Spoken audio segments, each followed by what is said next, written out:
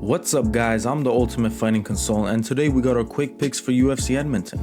I'll be showing my official bets at the end of the video as usual, and if you want my most updated bets, make sure to hit that Discord link in the description. It's free access till the end of the year, so make sure to take advantage of that.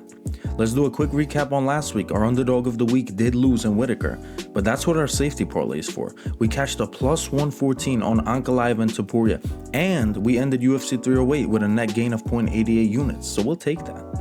Now with the quick recap out of the way, let's get right into the picks. First up, we got Jamey-Lyn Horth taking on Ivana Petrovic, and I'm going with Horth in this matchup. She lands almost double the volume of Petrovic. She's the Canadian hometown favorite, and I think she's going to cruise to a decision win here to open up the card. Next up, we got Chad Anheliger taking on Cody Gibson. And these guys are veterans, but I'm going to fade the Canadian Anheliger in this matchup. I'm going with Cody Gibson. He has almost a 9-inch reach advantage in this matchup, and he should be able to keep it where he wants it. All he has to do is pump the jab out and mix in his wrestling if he needs to. Gibson is the pick. Next up, we got Serhiy Sidey taking on Garett Armfield. And I'm going with Sidey here. He's the better striker, he has better cardio, and I think he keeps this fight where he wants it, on the feet, and he gets the win here. Sidey is the pick. Next up, we got Alexander Romanov taking on Rodrigo Nascimento. And guys, this is a fight that Romanov should technically win. Nascimento got taken down by Derek Lewis in his last fight. Romanov's a way better wrestler, and he is the pick here. But I'm not betting on him because I don't trust him. But Romanov is the pick. Next up, we got Jack Shore taking on Youssef Zalal, and I'm going with Zalal in this matchup. I think he's too good for a guy like Jack Shore. I just feel like he's slightly better everywhere. Shore does have dangerous submissions though. He has 9 submissions on his record.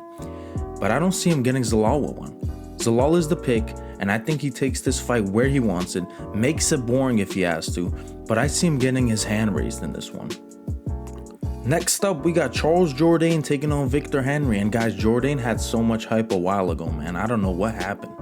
He lost to Woodson, got knocked out by Gene Silva, which, let's be honest, Gene Silva's a killer. That fight definitely aged well. But despite that, I'm going with Jourdain here. I feel like he should win this one. He has solid striking, he has solid submissions, and he has plenty of finishing upside. And he's the hometown favorite. For Victor Henry's last 5 fights, he's been streaky. He wins when he loses one, he wins when he loses one. And he won against Ronnie Yaya in his last fight, which, come on, we're going to compare that fight to Gene Silva. So I think he keeps his win-loss rhythm going here. Give me Charles Jourdain in this one.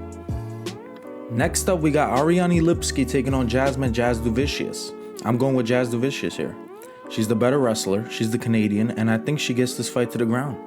I don't think she finds a submission here against Lipski, but I do think she grinds out a decision win here. And for our featured prelim, we got Aiemann Zahabi taking on Pedro Munoz, and I'm going with Zahabi. He just beat the undefeated Javid Basharat, who, let's be honest, is a very skilled fighter. On the flip side, Munoz has lost to Kyler Phillips and Marlon Vera in his last 2 fights, and those have not aged well. I think Zahabi's volume and his durability will be too much for Pedro here, so give me Zahabi as the pick. And opening up the main card, we got Mike Malott taking on Trevin Giles, and guys, I feel like minus 250 on Mike Malott is a discount. He's a hell of a fighter, way better than Trevin Giles. Yeah, last time he was in Canada for UFC 297, it didn't go well, but let's be honest. He dominated 99% of that fight. He got finished in the last 15 seconds by Neil Magny, but I don't think we should put much weight on that. He's the way better fighter in this matchup. I think he's going to slow it down here, take his time, not chase a finish, because that's ultimately why he lost his last fight. He gassed out. But Mike Malott is the pick here. I like the value on him, and I'm confident he gets it done. Next up, we got Marc-Andre Barriault taking on Dustin Stoltzfus, and this is essentially a striker versus wrestler matchup. But I don't think Barriault should be a 2-1 favorite here. Stoltzfus has dangerous wrestling. He's been in Joe Pyfer on the Contender Series. And Barriault is on a 2-fight losing streak with one of them coming from Joe Pyfer. So I'm fading the Canadian here. I'm taking a shot with Dustin Stoltzfus.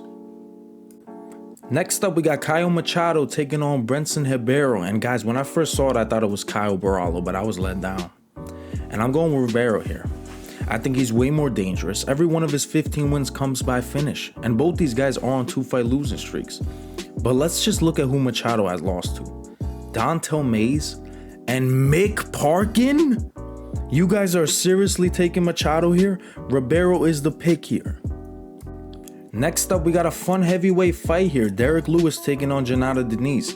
And guys, I don't know if you heard, but there's a lot of controversy with Denise's last fight. I'm talking about the one with Carl Williams. Williams, who's a great wrestler, magically decided not to shoot a single takedown in that fight. And then after the fight, there was reports that the UFC told him not to. I really don't like that, guys, that the UFC is basically changing the outcome of fights.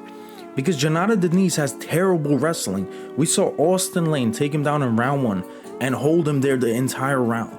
Even though Lewis isn't exactly a wrestler, I think if he gets Denise down, it's GG's. Lewis has the most knockouts in UFC history, and I feel like as long as the UFC isn't pulling any strings in this one, Lewis should win.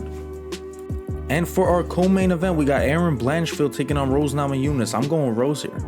She's the way better striker, and in Blanchfield's last fight, I picked Fior, and she did exactly what she needed to. Keep the fight on the feet and strike her head off. And I think that's exactly what Rose does here, because quite frankly, I think Rose is a better scrambler than Fior too. So I think if Fior didn't, I think Rose definitely does it too. Give me Rose as the pick.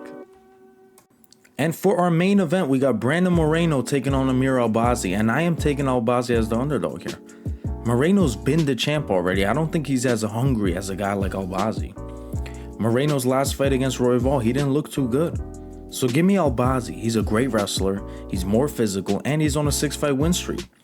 So I think he makes a 7 here. Give me Albazi to win this fight and move up the rankings. And now we move to our official bets. We have 5 of them so far. Let's start with our straight picks. We got half a unit on our underdog of the week, Amir Albazi, at plus 145. We got half a unit on Rose Namajunas at plus 110. We're taking a shot with a quarter of a unit on Derek Lewis at plus 142.